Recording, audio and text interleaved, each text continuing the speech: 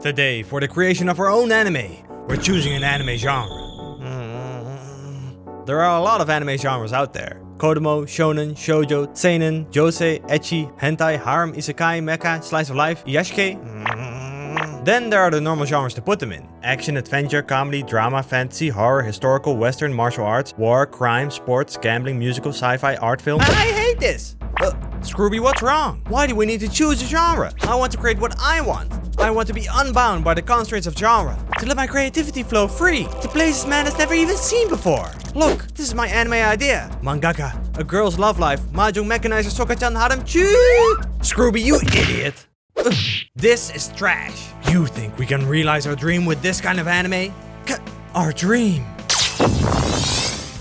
Our dream. To create our own anime, put it on YouTube, get millions of views, get Netflix, Webtoon and Crunchyroll interested, giving us cash to have Japanese studios work on it, making it bigger and better. Then the merchandising kicks in. We'll get millions. With these millions, we'll invest, become emperors of the world, and have everyone watch our anime.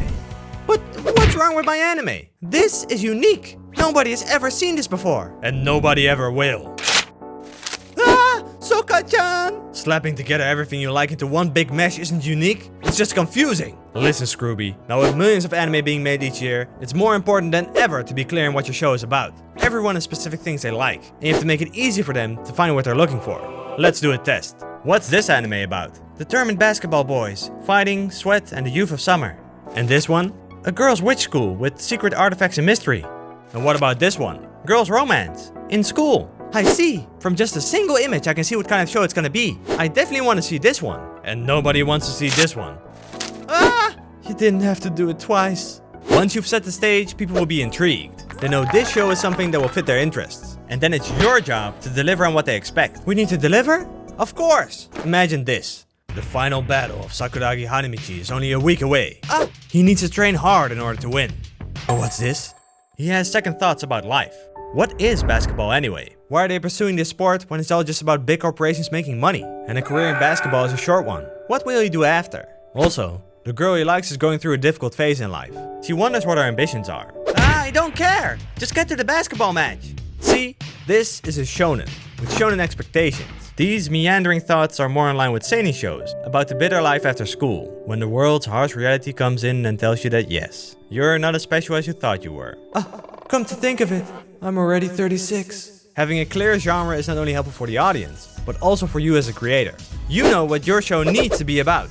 And truly outstanding shows deliver unique twists and turns never seen before in their genre. You reel them in, give them what they want, but even better. But what genre should we choose?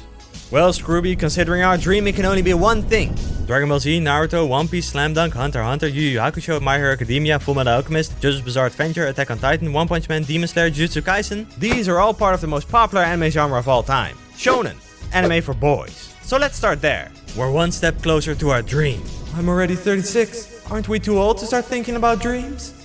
Oh hey, a fan question. Fan question. This one's from Warren Kennedy. How do you gauge whether a character design for an animated medium might be too visually complicated or overly detailed? Excellent question. In the end, this all depends on what you want. Anything is possible in animation after all. If you desperately need your hero to be constantly crying while carrying the cross of 15 belts, doing a backflip off a building while solving individual Rubik's Cubes, then by all means. But unless you're working in 3D or have a cellar full of in-betweeners, you'll be working well into your pension years.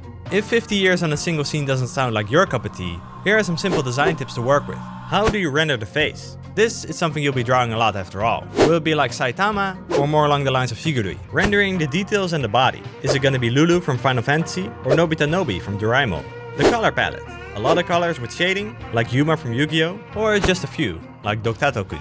What's also important is the animation style. Will it be more like Chromati High, where they slide the characters in and out and have a static head most of the time?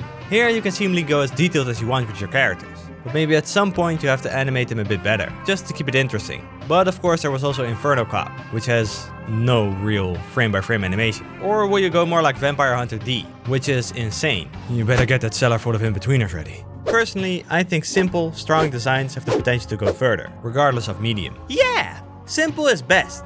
If you want to ask a question about making anime, put it in the comments and we'll answer it on the show. Next episode, how to make a popular shonen story.